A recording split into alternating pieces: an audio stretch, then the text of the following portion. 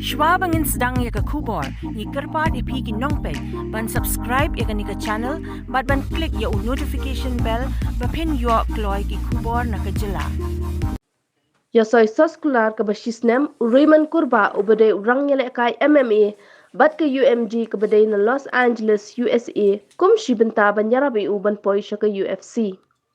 Nakaliang Raymond ulah kyrpad paidbah ban jingkyrshan hakaliang kabailot jong nak bynta ga jingleit pyntbit kaba bnai kabala banlong Dubai ne Thailand.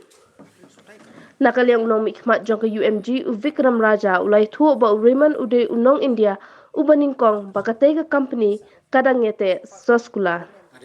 Raymond Kurbah and awanang ni ban pau mo kajing sangwo ya play track dot nyngkong belapan wan nga do kanika lat ka nanti biang ka ngari MMA fighter ba ngaju represent ya ka India ka Senam Arja country sa South Africa te mentah kini kenti biang yo kalat mo lengba ka trials kini kita bang alet and then ngalaya sign a contract for 1 year but kawe ka management team upgrade management team from Los Angeles and then kani ka management team kadi ba la head Julian and then kadi ka bla bun ngidon about around 60 fighters kepada nang ka management team and then kibun lagi kadi UFC fighters and then ngaru ngayo ling ba way UFC fighter and then Rayshon so he udah itu ba iarap yang ngafan yo ba kani ka team so I ngadon ba kani ka team upgrade management te mentag kalian ka management itu ide ni ba in charge nga shani sa India so ngade iwe ba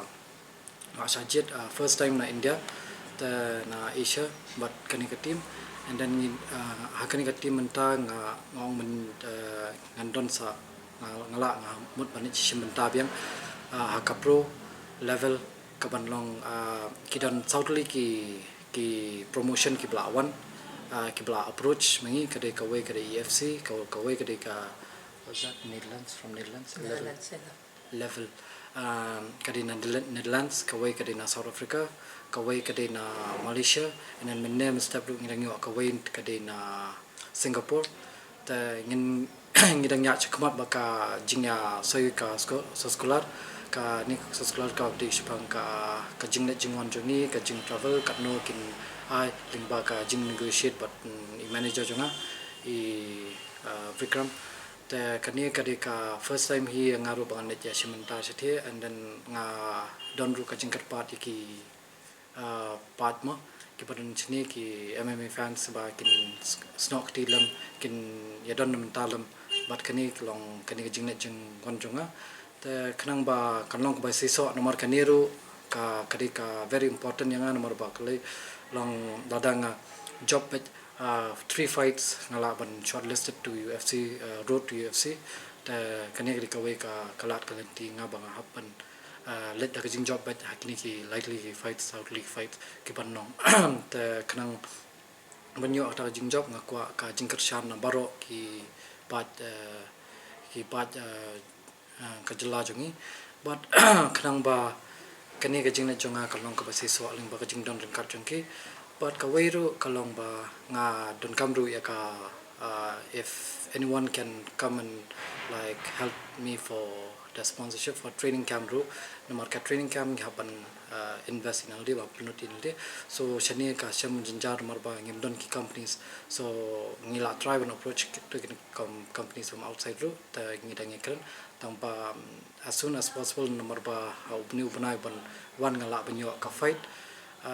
kadon ko ka fight ru ka offer yang on the 17 hade Malaysia and then kidon ki way ki ba offer yang aru South Africa